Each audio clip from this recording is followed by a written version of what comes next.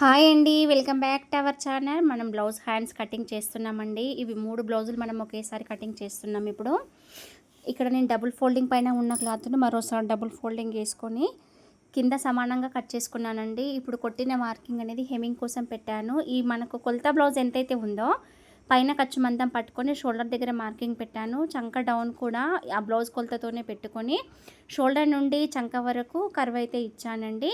మధ్యలో షోల్డర్ దగ్గర కచక పెట్టుకోవాలి. ఫోల్డింగ్ పైన ఉన్న హ్యాండ్ పీసులు కటింగ్ ఓపెన్ చేసుకోవాలండి. చేసిన తర్వాత ఈ హ్యాండ్ ఓపెన్ చేసుకొని మనం ఇక్కడ షోల్డర్ దగ్గర కచక పెట్టాం కదా, షోల్డర్ నుండి 1 ఇంచుకు చంక డౌన్ నుండి 1.5 ఇంచుకు మార్కింగ్ పెట్టి ఈ రెండింటి మధ్యలో 1/2 ఇంచ్ లోతు వచ్చేలాగా మార్కింగ్ తీసుకుంటే ఫ్రంట్ పార్ట్లో ఎక్కడ కూడా ముడత రాదండి. ఒక్కసారి మీరు ఈ మెథడ్లో కటింగ్ చేయండి. కటింగ్ చాలా సింపుల్గా ఉంటుంది, స్టిచ్చింగ్ అంతకంటే సింపుల్ ఉంటుందండి.